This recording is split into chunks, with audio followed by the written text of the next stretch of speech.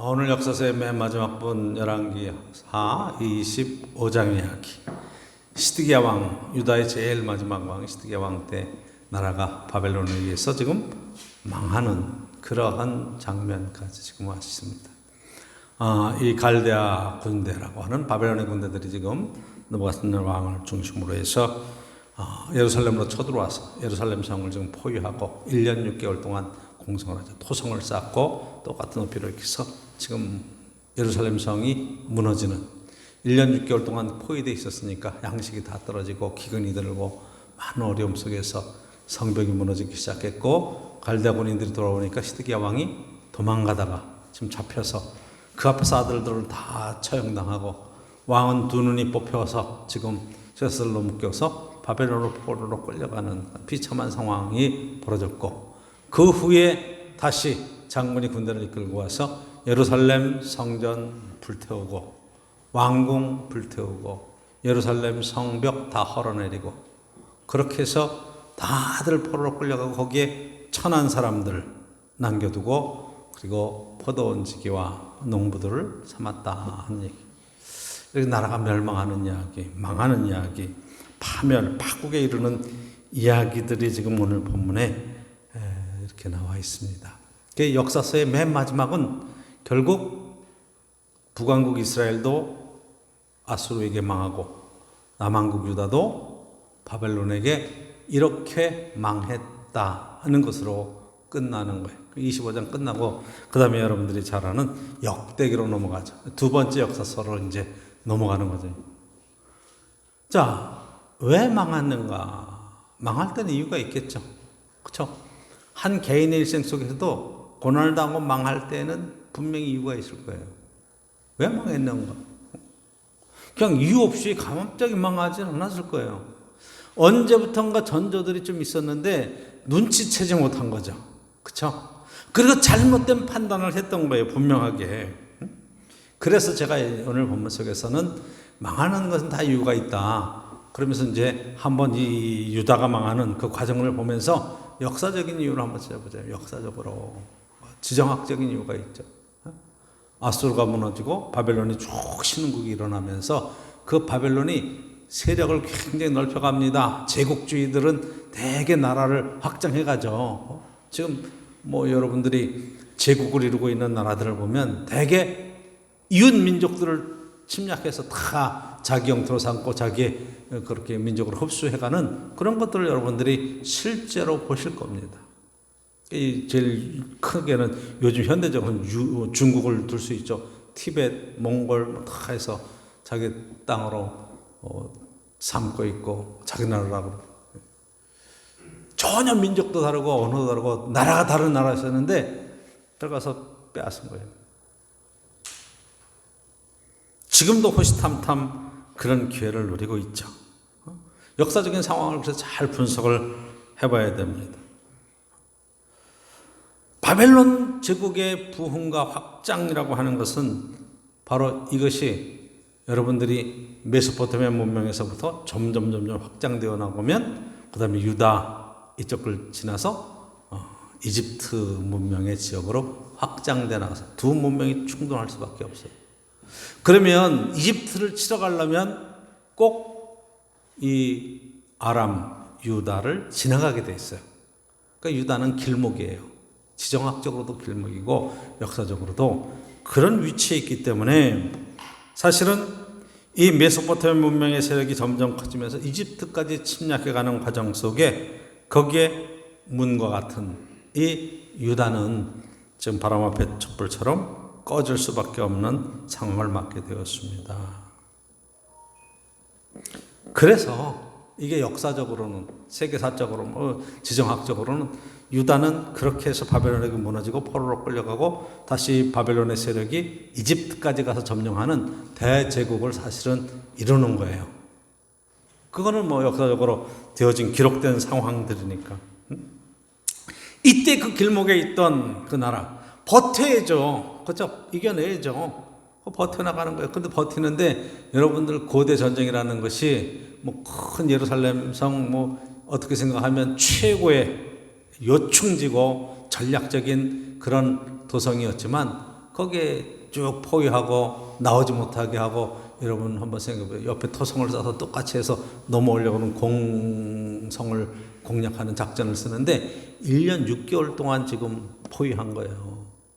자, 들어가지도 못하고 나오지도 못하고. 성이라는 게 여러분 산성인데 그렇잖아요. 거기에 뭐 농사가 되겠어요, 뭐가 되겠어요.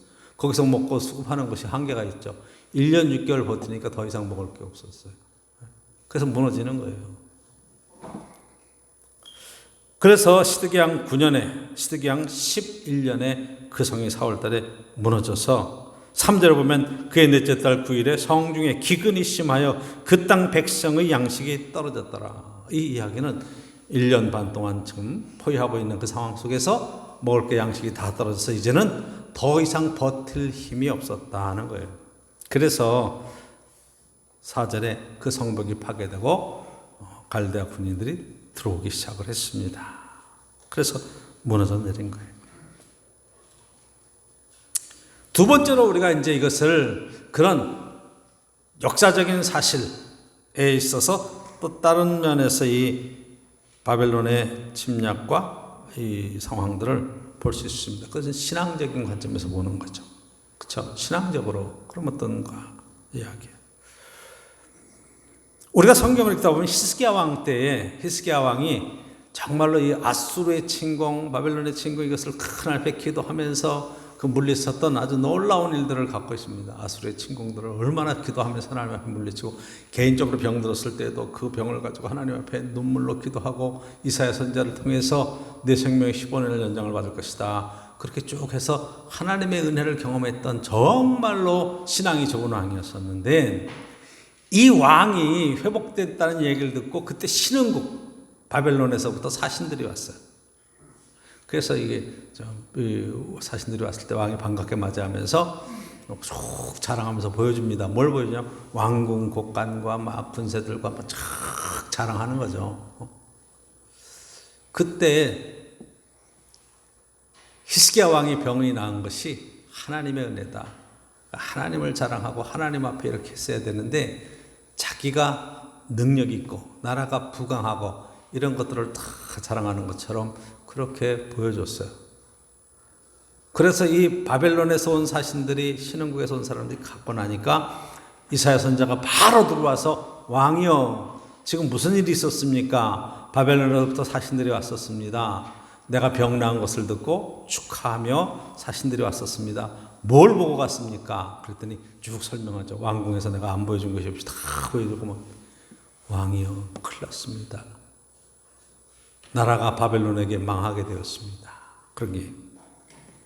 여러분들이 성경을 보면 어떻게 되어 있냐면 20장 17절에 이렇게 되어 있어요. 여호와의 말씀이 나를 이르니 왕궁의 모든 것과 왕의 조상들이 오늘까지 쌓아두었던 것이 바벨론으로 옮김받고 하나도 남지 아니할 것이요. 20장에 있는 17절에 하나도 남지 않을 것이요. 18절에는 왕의 자손들도 다 포로로 끌려갈 것이다. 딱 얘기를 하는 거죠. 그 신앙적으로는 이미 히스기야 왕 때 이사야 선지자를 통해서 바벨론에게 망할 것이다. 하나님 중심의 신앙으로 세워지지 못하니까 이런 이야기를 들은 거예요. 그리고 더 결정적으로는 히스기야 왕의 아들 므낫세가 왕이 되었을 때 55년 동안 나라를 통치했는데, 우리 설교를 계속 들었죠. 55년 동안 통치했는데 그거 하나님 앞에 악하게 하나님의 말씀을 떠나고 그냥 우상들을 만들어 섬기고 바알 신상, 아세라 신상을 섬기고, 그리고 성전마당에 일월성신을 위해서 제단을 쌓고 여러 가지 다양한 그러한 잘못된 정책으로 몇 년을 갔냐면 55년을 간 거예요. 그리고 지난 시간에 봤지만 히스기야 왕이, 요아스 왕이, 요시야 왕이 와가지고 이제 그 다음에 요시야 왕이 종교개혁을 하면서 모든 것들을 개혁했지만 하나님의 진노하심을 바꿔놓지 못했어요. 55년 동안 저지른 이것을 다 해결하지를 못했어요. 그렇기 때문에 하나님께서 이 죄값을 물으셨다. 그렇게 성경은 지금 쓰고 있는 거죠.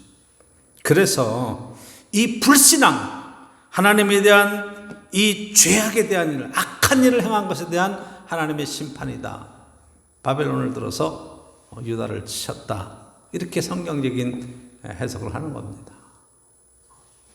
여러분들이 선자들의 그런 글들을 보고 하박국 선지가 얘기하는 것처럼 하나님 어떻게 이런 일이 있을 수 있습니까? 선한 사람, 그래도 조그맣한 사람을 더 악한 사람을 들어서 치시다니요?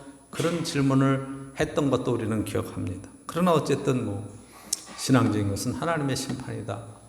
그렇지만 이 하나님의 심판이라고 하는 용어도 우리는 참 조심해서 써야 되는 그런 부분들이 참 많아요.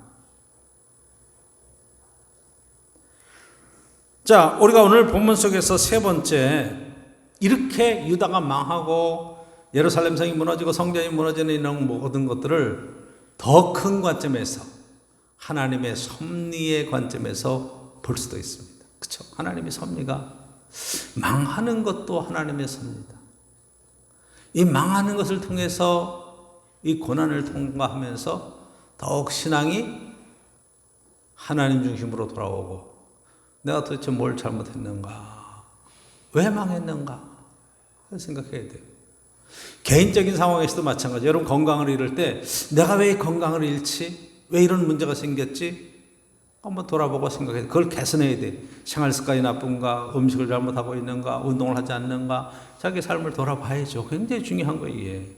그렇죠? 개인적인 사업을 하다가 어려운 일을 당하면 한번 정확하게 분석을 해봐야 돼요. 왜 나는 이런 일을 당하는가? 그런 생각 없이 그냥 무계획적으로 일을 하다가 어려움을 당하고 나서 그때는 할 수 있는 방법이 없는. 근데 이것이 하나의 교훈이 되려면 여러분 흥망성쇠는 늘 있어요. 개인적인 삶에도 역사적인 삶에도 한 국가와 이 국제적인 사회에서도 마찬가지. 그러나 그 망했던 바로 그 자리에서 다시 한번 일어서려면 유대인들의 이 역사관을 우리가 하나님의 섭리를 그 가운데 들어가서 배우는 이 신앙이 굉장히 중요해요. 그래서 역사서가 우리에게 주시는 교훈이 큰 거라 이 말이에요. 하나님의 심판이 임하지만 그 심판 뒤에는 하나님의 사랑이 있고 하나님의 계획이 있다. 그걸 깨닫는 거죠. 그렇죠? 유대인들은 어떻게 깨달았어요? 바벨론 포로에 끌려가서. 아니 하나님께서 함께 하시는 성전이 있고 우리는 하나님의 택함 받은 백성들이고 하나님의 정말로 눈동자와 같이 지키시는 예루살렘 성, 그 시온 성이 있는데 망할 이유가 도대체 뭐야? 왜 망한 거야? 하나님이 안 계신 거 아니야? 이 생각을 했어요. 근데 하나님은 계세요. 분명히 하나님 살아계시고 그래서 깨달은 거죠. 아, 바벨론을 들어서 우리를 지셨구나. 우리가 도대체 뭐가 잘못된 거야? 역사를 돌아보니까 우리가 하나님 말씀대로 살지 않았구나. 그때 발견하고 그때 회복하는 것이 여러분들이 잘 아는 토라라고 말하는 모세오경이에요. 그래서 이 모세오경을 가지고 역사를 다시 한번 쭉 쓰는 게 여러분들이 읽은 지금 열왕기 하에 이르는 역사서에 관한 이야기. 하나님 말씀대로 살면 하나님이 부흥시키시고 축복하시는데 말씀대로 살지 않으면 하나님 앞에서 이런 징계를 받는다는 역사적인 깨달음을 알고 회개하는 역사를 쭉 써가서 역사서가 지금 이루어진 거죠. 하나님 말씀대로 살지 않았구나. 어떻게 하면 되나? 어떻게 하면 회복되겠어요? 그 길을 찾는 것이 그때 여러분이 운동한 일어난 시나고그, 회당을 세우고 랍비를 세우고 말씀을 가르치고 배우면서 이때 성경으로 돌아오는 운동이 일어나는 거예요. 하나님 말씀으로 돌아가야 된다.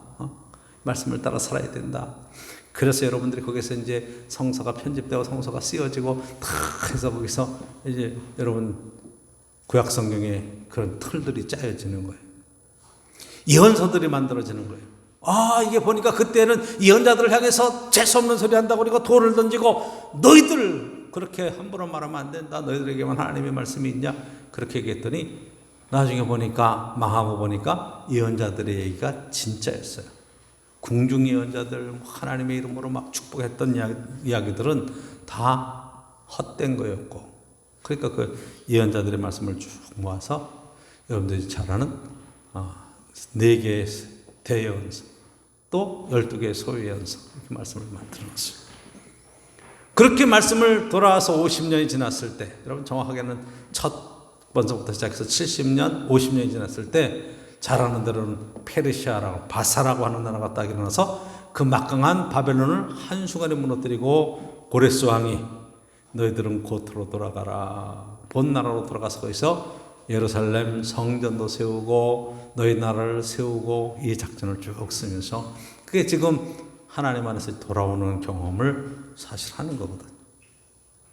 말씀으로 돌아갔더니 하나님이 세계 역사를 움직이시면서 회복시키시는구나. 그 이야기가 참 열왕기 하 다음에 이어지는 성경의 이야기라 이 말이에요. 그러니까 이 하나님의 섭리, 하나님의 개입하심을 보면서 오늘 저와 여러분들이 깨달아야 될 굉장히 귀한 축복이 있는데, 그래서 이 몇 가지 교훈을 함께 나누려고 하는 것입니다. 하나님 안에서 우리가 생각해 보면 고난도 우리에게 축복입니다. 그렇죠? 하나님의 택하신 백성이 당하는 고난은 하나님의 섭리와 역사 속에서 우리를 새롭게 하시는 하나님의 능력이 되는 거예요. 할렐루야. 남의 안에 여러분 올해는 뭐 그런 일이 크게 일어나지만 적조가 일어나고 막 해서 뭐 이렇게 프랑크톤이 막 난리가 나고 그러면 이게 그냥 생물들이 막 엄청난 어려움을 겪습니다. 그때 태풍이라는 게 와요. 하나님의 섭리는 참 희한해서 태풍이 확 올라오면 막 육지에서는 난리가 나지만 바닷물이 막 파도가 일어나고 막 뒤집어져요. 엄청 뒤집어집니다. 그러면 적조가 한순간에 없어져 버려요. 거기다가 그걸 없애려고 막 황토를 갖다 뿌리고 막 애를 써도 그 끄떡 같은 것들이 한순간에 바닷물 속에 산소가 공급이 되고 생물들이 늘어나고 먹잇감이 늘어나면서 태풍이 하나 지나가면 여기서는 참으로 큰 일을 당했다고 이야기하지만 생태계는 완전히 정화되는 그런 것을 경험하는 거나 마찬가지야.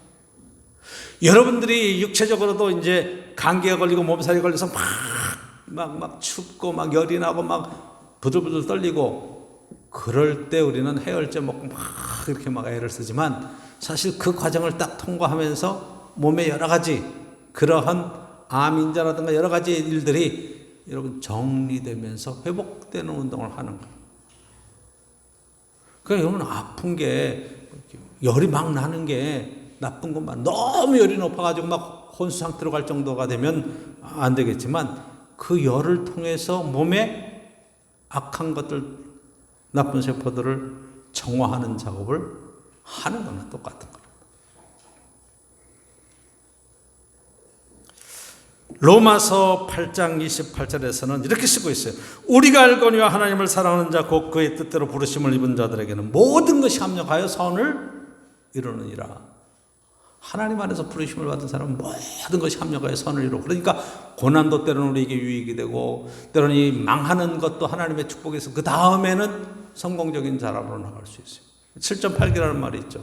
7번 넘어져도 8번 일어나는 사람에게는 8번째 기회가 있는 거예요. 한 번 넘어져서 거기서 모든 것을 포기하고 끝내면 그 사람에게는 다시 한 번의 기회가 없어요.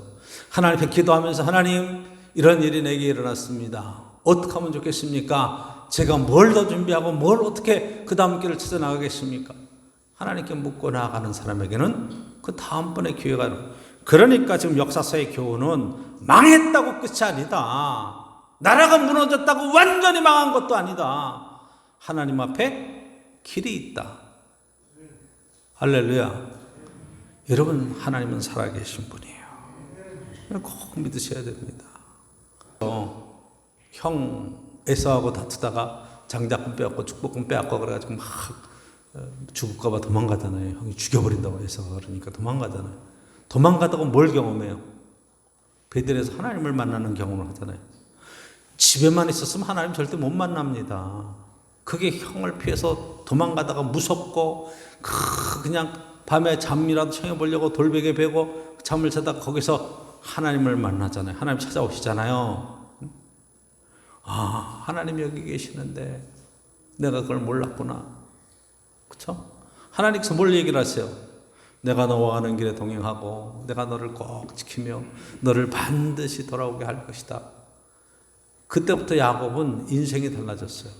그렇죠? 고난을 통해서 그 밤에 하나님을 만나고 인생이 달라졌어요. 그래서 외삼촌 라반의 집에 가서 그가 형통한 자가 되는데 얼마나 열심히 맡겨진 일에 최선을 다하는 삶을 살면서 사업적으로 성공하는지 몰라요. 그래서 여러분 두 때를 거느리고 다 금이환영하잖아요. 형하고도 화해하고 그 과정들 잘 아시죠? 야곱의 12아들 가운데 여러분 요셉 이야기 아시잖아요.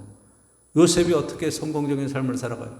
형들한테 시기받고 그러다가 팔려서 벌거숭이로 애굽의 종으로 팔려간 참 밑바닥에 종살이부터 시작해서 애굽의 총리가 되는 그 과정, 하나님이 함께 하셔서 저는 형통한 자가 돼서 저가 하는 모든 일에 하나님이 형통케 하셨더라 얘기하시죠. 왜? 밑바닥을 통과한 뒤에 하나님의 절대적인 도움, 하나님의 살아계심을 경험하는 거예요. 성경은 이런 얘기가 널널하게 깔려 있잖아요. 그렇죠? 한번 생각해 보세요. 여러분. 모세도 마찬가지. 애굽에서 왕자로 살다가 40년 동안 광야 생활하면서 맨 밑바닥에서 양을 치다가 하나님을 만나고 그렇게 지도자로 세워지는 은혜를 경험하잖아요. 욥도 마찬가지예요. 잘못한 것 아무것도 없이 편안하게 잘 살 때 큰 고난을 당하면서 하나님 이 고난이 도대체 왜 생기는 겁니까? 난 잘못한 게 아무것도 없고 죄 가운데 거하지도 않았었는데 하나님께서 깨닫게 하시죠. 그 일을 통해서 절대로 하나님 앞에 우리의 입술로도 범죄하지 아니하고 하나님 뜻 안에서 우리 기도하면서 회복되어지는 축복과 은총의 이야기가 있는 걸 보게 돼요. 신약으로는 예수 그리스도의 십자가의 사건도 마찬가지죠. 예수님이 왜 십자가를 지세요? 뭔 죄 때문에? 그 일을 통해서 저와 여러분을 구원하시는 하나님의 놀라우신 복음의 계획이 그 가운데 들어있는 것을 우리는 분명히 알고 있습니다. 사도 바울 보십시오. 마찬가지예요. 초대교회 보십시오. 요한계시록까지 한번 보시면 여러분들이 초대교회에 당한 많은 고난의 이야기, 어려운 시련의 이야기를 어떻게 통과해 나가면서 하나님 앞에 존귀하게 세워지고 쓰임받는가 하는 이야기가 수록하죠. 그렇죠? 공동체 이야기, 개인의 이야기도 마찬가지예요. 그래서 여러분, 하나님이 말씀 없이, 하나님 없이 당하는 고난은 저주고 심판이지만 하나님 안에서 당하는 고난이 있다면 그것이 우리에게 다시 한 번의 기회이고 축복된 삶으로의 초대라는 것을 여러분이 꼭 믿으시기를 간절히 축원합니다. 징계는 때로는 그것이 우리에게 고난이고 아픔이지만 그 일을 통해서 하나님의 더 깊은 사랑과 하나님의 은혜를 깨닫게 되는 그 순간의 일은 우리에게 축복으로 나갈 수 있는 길이 되는 거예요. 그런데 한번 여러분 생각해 보십시오. 유다가 이렇게 시드기야 왕 때 망했어요. BC 586년에 망했어요. 그리고 여러분들이 이 사람들이 다시 바벨론 포로에서 돌아오는 데까지 시간이 몇 세대 나가요? 한 세대, 두 세대가 갔잖아요. 그렇죠? 50년, 70년 사이 두 세대가 가는 거예요. 이게 짧은 시간은 아니에요. 그렇지만 낙심하고 있을 수는 없어요. 참고 기도하면서 세워가는 그 일에 저 여러분들이 최선을 다해야 돼요. 그렇죠? 두 번째 오늘 본문 속에서 우리 받는 교훈은 여러분 그동안의 이스라엘 백성들 유대인들이 신앙생활을 안 한 게 아니에요. 성경 중심의 신앙생활을 했죠.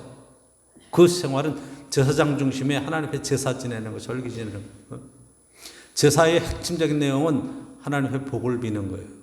그래서 이 복을 비는 게 여호와 하나님께만 빌어서 되겠느냐, 그리고 바알에도 빌고 아세라도 빌고 다른 신상을 일월선신에도 빌고 하는 이 비는 신앙으로서의 그런 이방 신상을 갖다 막 세워놓는 거예요. 하나님을 떠났다 뭐 이럴 때 하나님을 안 믿는다 그런 차원에서 얘기하면 잘 이해를 못하는 거예요. 근데 이 바벨론 포로에서 지금 성전이 무너지고 예루살렘 성이 무너지면서 경험하는 것은 제사가 다 없어져 버렸어요. 바벨론 포로 가서 어떻게 제사를 지내? 성전도 없는데. 그래서 회복하는 게 뭐예요? 회당을 짓고 말씀을 배워. 모세오경에 대한 말씀을 배우면서요. 그래서 제사신앙에서 말씀신앙으로 옮겨가는 독특한 훈련을 경험하는 겁니다. 그래서 이 말씀을 누가 가르치느냐? 랍비를 통해서 가르쳤어요. 옛날에는 제사장 레위인들이 말씀을 가르쳤었는데 이제는 가정에서 가장이 가르치는, 하나님 안에서 이 말씀이 정말로 삶 속에서 구체적으로 적용되는 그러한 삶을 경험해 간 겁니다. 굉장히 중요한 거죠. 그렇죠? 형식적인 신앙에서 이제 실제적으로 삶의 기준이 되는 말씀으로 돌아오는.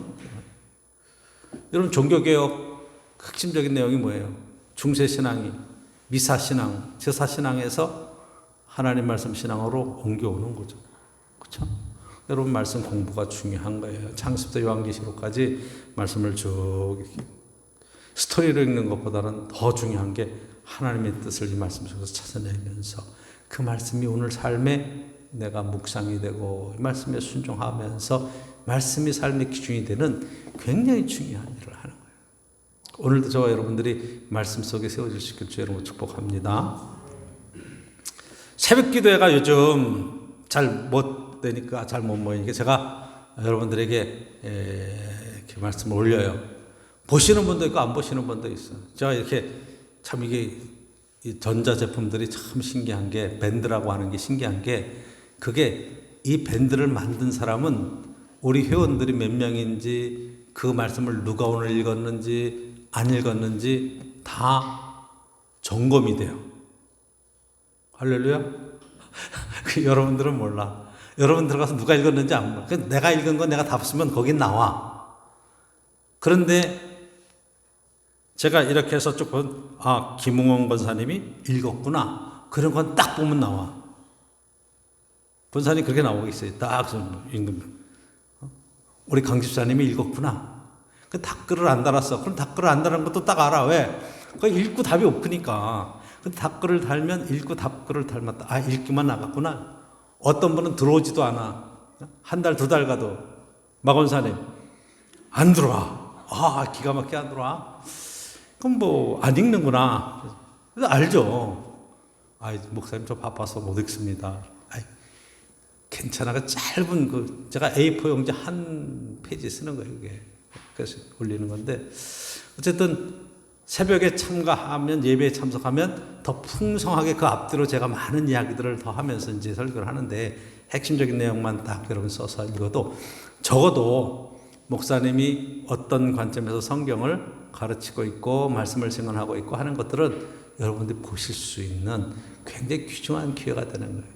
하루에 10분, 20분 내서 읽고 여러분들이 묵상하고, 그리고 더 원하는 것은 거기에 성경 본문이 나와 있잖아요. 그 성경 본문을 읽고 그리고 여러분들이 말씀을 보면 그게 훨씬 더 쉽게 이해가 되는 거예요. 아, 한번 그냥 읽고 지나가는 차원이 아니라, 아, 이게 이렇게 말씀들이 전개가 되어서 가는구나. 여러분들의 신앙이 그래서 더욱 하나님 말씀 중심으로 세워지기를 원하는 마음에서 새벽에 이렇게 쭉 넣는데, 제가 해보니까 한 4년 하면 창세기부터 요한계시록까지 다 훑겠더라고요. 이게 여러분의 일생 속에서 계속되면 뭐 어떤 훈련이 되냐면, 통독했다가 아니라 그 말씀의 한 장 한 장에 중요한 핵심들이 어떤 것이고 거기에서 우리에게 주는 교훈이 오늘 무엇으로 다가오는가를 깨달을 수 있기 때문에 참 귀하다. 그렇게 생각이 돼요. 아, 진작 할 걸. 진작 할 걸. 그런 생각도 들어요. 이게 개인적으로 우리 밴드로 초청하기가 좀 힘든 분들이 있어요. 스마트폰이 이게 지금 현 최신형이 아니기 때문에 이게 좀 전화만 받는다. 그러면 문자로도 제가 이렇게 해서 넣어드려요. 카톡으로도 넣어드리고 해서 그런 분이 몇 분 있어요. 그렇게 따로 넣어주십시오. 그래서 그러니까 여러분들이 어쨌든 말씀에 동참하고 함께 기도하고 나눌 수 있다는 것은 굉장히 중요한 거예요. 날마다의 삶 속에 하나님의 말씀으로 묵상하고 그 말씀을 따라 살려고 하는 노력이 하루하루 쌓이다 보면 그게 능력이 되는 거예요. 그게 실력이 되는 거예요. 할렐루야. 여러분들이 건강을 위해서 매일 걸어야 됩니다. 1시간 정도는 걸어서 10,000보 정도는 걸어주면 평소에 건강합니다. 걷는 게 뭐가 운동이 되겠어요? 바빠서 걸을 시간이 없어요. 근데 여러분 실제로 해보면 그게 가장 기초 체력을 다지는 가장 기본적인 훈련이 되고 운동이 되는 거예요. 그 기초 체력이 없어가지고 무너지는 거거든요. 그러니까 저 여러분들이 말씀 중심의 신앙생활을 해갈 때 날마다 말씀을 묵상하고 읽어간다. 굉장히 중요한 거다. 셋째, 한번 여러분 보시죠. 오늘 포로 생활 속에서 하나님이 이런 이스라엘 백성 속에, 유대 백성 속에 역사성을 깨닫는 거예요. 우리를 택한 하나님의 백성들 가나안 땅을 축복으로 주셔서 여기서 축복받고 살게 하셨는데 그게 무너졌어요. 포로로 끌려갔어요. 그리고 하나님이 우리만 다스리는 하나님인 줄 알았더니 세계 역사를 다스려 바벨론을 들어서 우리를 치실 뿐만 아니라 다른 민족 속에도 하나님께서 역사. 그래서 여러분 예언서에 가서 보면 다른 민족을 향한 예언들의 이야기, 하나님에 대한 계획의 이야기들이 막 수로하게 나오는 것은 신앙의 눈이 터지는 거예요. 이게 하나님이 나의 하나님, 우리의 하나님만이 아니라 세상 모든 나라들을 다스리고 인생들을 주관하시는 역사적인 하나님이고 전능한 하나님이시구나. 그분이 창조주시구나. 이런 걸 깨닫게 돼서 하나님에 대한 생각이 엄청 커지는 거예요. 이게 되고 나면 여러분 어떤 세계가 생기냐 하면 여러분 나 중심의 내 의견, 내 주장, 내 주의에서 벗어나서 하나님의 더 큰 뜻을 이 땅에 성취시키는 바로 그 자리에 저와 여러분들이 쓰임받는 데 대한 감격이 있게 된다 이 말이에요. 이 역사적인 관점을 가지고 역사를 다시 씁니다. 하나님이 오늘 나를 통해서 일하시는 이런 것들에 대한 이야기.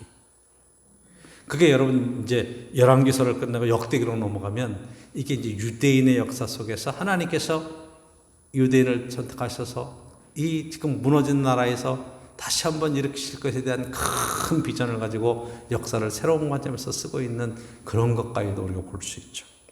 이게 굉장히 중요한 거예요. 오늘 나의 작은 순종과 헌신을 통해서 하나님께서 세계 역사를 바꿔가시는 그 큰 그림을 볼 수 있다는 거예요. 여러분, 예를 하나 들어서 저와 여러분들이 플라스틱 뭐 이렇게 쓰레기 줄이기 운동 한다고 그래서 내가 빨대 하나 안 버리고 뭐 이렇게 해서 그거 안 쓰고 뭐 종이 빨대 쓰고 그게 무슨 도움이 되겠어요? 라고도 이야기할 수 있어요. 근데 여러분, 나 하나 안 쓰는 것에 대한 파급 효과가 여러분 생기기 시작하면서 이게 세계를 바꿀 수 있는 그런 일에 저와 여러분들이 동참하는 거예요. 하나님이 창조하신 세계를 깨끗하게 하는 그 일의 한 부분을 동참하는 게 된다 이 말이에요. 생각이 달라지고 나면 보는 눈이 바뀌어지는 거죠. 역사의 중심에서 일하시는 하나님을 결론적으로 말씀드립니다. 하나님은 오늘도 저와 여러분과 함께 하십니다. 할렐루야. 무너진 성전, 파괴된 왕궁, 이걸 통해서 하나님이 우리에게 교훈을 주시는 거예요. 깨닫게 하시는 거예요. 내 삶의 자리가 무너져갈 때 우리는 깨닫는 거예요. 내 육체 건강이 무너질 때 그때 깨닫게 되는 거예요. 하나님 앞에 나와서 이게 내 힘으로 사는 게 아니구나. 작은 균 하나 때문에도 이 사회 전체가 다 무너질 수 있고 세계 전체가 이렇게 흔들릴 수 있다는 것 자체가 우리가 얼마나 연약한 사람들인가. 어떻게 하나님의 법대로 말씀대로 이 세상을 살아갈까. 유럽보다 우리가 잘 통제되는 것은 적어도 국가의 법 앞에 누구든지 다 마스크 쓰고 순종하려고 애를 쓰는 바로 그 자리에서는 이게 통제가 되는 거예요. 에이 무슨 상관 있어. 그렇고 하는 데서는 안 되는 거예요. 왜 미국 유럽이 안 되냐, 통제가 안 되냐. 개인주의거든. 그러니까 통제가 안 되는 거예요. 그러니까 막 하루에 5만 명 8만 명 나오는 거죠. 우리나라에서 하루에 3만 명 나왔다. 그럼 뒤집어질 거야. 그렇죠? 확 다 뒤집어질 거예요. 근데 거기는 그러고 지금 있거든요. 이게 뭘 얘기하는 거예요? 적어도 하나님께서 우리가 실패했던 일들을 통해서 뭘 더 조심해야 되고 뭘 더 주의해야 되는 거예요. 여러분 코로나19 때문에 우리가 손 씻기 잘하고 마스크 쓰고 있고 이러니까 여러분 이 독감이라고 하는 바이러스 질병이 90% 이상이 줄어들었다고 하는 거예요. 지금 이 코로나 때문에 그 질병이 눈 안과 질병도 여러분 90% 줄어든 거 그래요. 뭘 얘기하는 거예요? 평소에 신경도 안 썼는데 조금 신경 썼더니 다 막아지더라. 마찬가지 육체 건강도 그렇고 여러분들이 지적인 수준도 그렇고 신앙적인 인생에 있어서 되어진 일들 속에 매일매일의 삶 속에 하나님 말씀 안에서 우리가 하나님이 이루어주시는 그 일에 대한 희망을 가지고 오늘 조금 참고 노력하고 애쓰면서 하나님이 이루시는 놀라운 일들에 대한 소망을 가지고 여러분 승리해 갈 수 있기를 간절히 축원합니다. 낙심하지 않기를 원합니다. 때로는 넘어졌어도 일어날 수 있는 힘이 하나님께 있다는 것을 믿으시기를 원합니다. 말씀을 통해서 우리가 이 말씀을 붙들고 하나님 앞에 기도하면서 승리하게 하시는 신앙의 본질을 회복하는 축복과 믿음의 은총이 꼭 함께 있기를 간절히 축원합니다.